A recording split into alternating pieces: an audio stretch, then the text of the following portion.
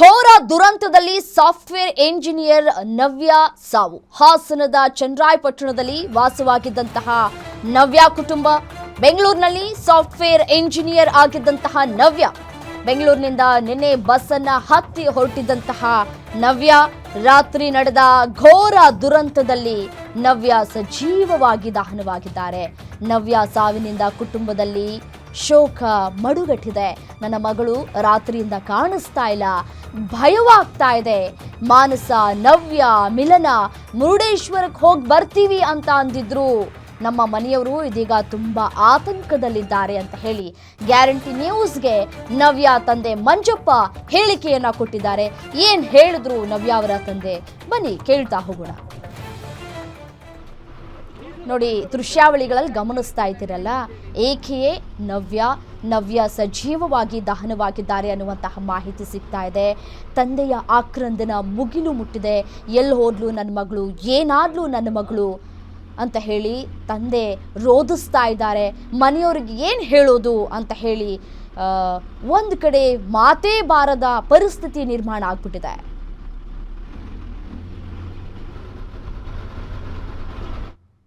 ಚಿತ್ರದುರ್ಗದಲ್ಲಿ ಆದಂತಹ ಬಸ್ ದುರಂತಕ್ಕೆ ಸಂಬಂಧಪಟ್ಟಂತೆ ಈಗಾಗಲೇ ನವ್ಯ ಅನ್ನೋ ಯುವತಿ ಕೂಡ ಈಗಾಗಲೇ ಕಾಣೆಯಾಗಿರುವಂಥದ್ದು. ಅವರ ತಂದೆ ಮಂಜಪ್ಪ ನಮ್ಮ ಜೊತೆ ಅವ್ರನ್ನ ಮಾತಾಡ್ತಾರೆ. ಸರ್, ಎಷ್ಟೊತ್ತಿಗೆ ಹೊರಟ್ರು ಅಂತ ಏನಾದ್ರು ಹೇಳಿದ್ರ ನಿಮಗೆ? ಮತ್ತೆ ಯಾವಾಗ ಹೊರಟಿದ್ರು? ರಾತ್ರಿ 7 ಗಂಟೆಲಿ ಸರ್ ಊಟ ಮಾಡಿ ಬಸ್ ಹತ್ತಿ ತುಪ್ಪ ಮಾಡಿದ್ರು ಸರ್. ಹೊರಟಿದೀವಿ ಅಂತ ಹೇಳಿದ್ರು. ಹೋಗ್ ಬನ್ನಿ ಒಳ್ಳೇದಲ್ಲಿ ಆಸು ಅಂತ ಹೇಳಿದ್ವಿ ಸರ್. ಅಂದ್ರೆ ಕಂಟಿನ್ಯೂಸ್ ರಜಾ ಇದ್ದಿದ್ದರಿಂದ, ಕ್ರಿಸ್ಮಸ್ ರಜಾ ಇರೋದ್ರಿಂದ ಗೋಕರ್ಣ ಮತ್ತೆ ಸಿಗಂದೂರು ಮುರುಡೇಶ್ವರ ನೋಡ್ಕೋಬತ್ತೀನಿ ಅಂತ ಹೊರಟಿದ್ರು ಸರ್. ಅಂದ್ರೆ ಎಷ್ಟು ವರ್ಷದಿಂದ ಕೆಲಸ ಮಾಡ್ತೀರಿ ನಿಮ್ಮ ಮಗಳಲ್ಲಿ? 2 ವರ್ಷ ಆಯ್ತು ಸರ್. ಯಾವ ಕಂಪ್ನಿ? MS ಕಂಪ್ನಿ ಅದು. Software company. ಹೌದು ಸರ್. ಪೈಸ್.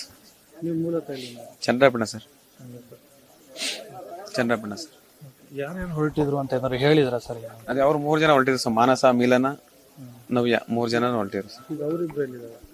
ಇಲ್ಲನ ಒಬ್ಳೆ ಸಿಕ್ಕಿರೋದು ಈಗ. ಇನ್ನು ಅವಳೇ ಫೋನ್ ಮಾಡಿ ಹೇಳಿದ್ ನಮ್ಗೆ ಹಿಂಗಾಗಿದೆ, ಬಸ್ ಇದಾಗಿದೆ ಬನ್ನಿ ಅಂತ. ಎಷ್ಟೊತ್ತಿಗೆ? ಅವ್ರು ಬೆಳಿಗ್ಗೆ 7 ಗಂಟೆಗೆ ಫೋನ್ ಮಾಡಿದ್ರು ಸರ್. ಬೆಳಿಗ್ಗೆ 7 ಗಂಟೆಯಿಂದ ನಾವು ಬೇಗ ಹೊರಟು ಬಂದು ಇಲ್ಲಿ 11-10 ಗಂಟೆ ಬಂದ್ವಿ. ಇನ್ನು ಯಾರು ಸಿಕ್ಕಿಲ್ಲ ಸರ್? ಇಲ್ಲ ಸರ್, ಸಿಕ್ಕಿಲ್ಲ. ಫೋನ್ ಮಾಡಕ್ ಟ್ರೈ ಮಾಡಿದ ಸರ್? ಸ್ವಿಚ್ ಆಫ್ ಇದೆಯಾ? ಸ್ವಿಚ್ ಆಫ್ ಆಗಿದೆ ಸರ್. ಸ್ವಿಚ್ ಆಫ್ ಆಗಿದೆ ಫೋನ್. ನಾವು ಟ್ರೈ ಮಾಡ್ತಾ ಇದೀವಿ, ಸಿಗ್ತಾ ಇಲ್ಲ. ಈಗ ನೀವು ಸ್ಮಾರ್ಟ್ಗೆಲ್ಲ ಹೋಗಿದ್ರ? ಅಲ್ಲೇನಾದ್ರು ವಿಚಾರಿಸಿದ್ರೆ? ಅಲ್ಲೆಲ್ಲ ವಿಚಾರಿಸ್ಕೊಂಡ್ ಬಂದು ಸರ್. ಎಲ್ಲ ಕಡೆನೂ ಇರೋರು ಎಲ್ಲ ಸುತ್ತ ಹೇಳಿದ್ರು. ಗೌರ್ಮೆಂಟ್ ಹಾಸ್ಪಿಟಲ್ ಅಲ್ಲೆಲ್ಲ ನೋಡ್ಕೊ ಬಂದು ಎಲ್ಲ ಇಲ್ಲಿ ಲಾಸ್ಟ್ ಚಿತ್ರದುರ್ಗದಲ್ಲಿ ಬಾಡಿ ಐಡೆಂಟಿಫೈ ಮಾಡಕ್ಕಿಂತ ಬಂದಾಗ ಗೊತ್ತು ಆಯ್ತಾ ಇಲ್ಲ. ಐಡೆಂಟಿಫೈ ಮಾಡಕ್ ಆಯ್ತಾ ಇಲ್ಲ. ಬರ್ನ್ ಆಗಿದೆ.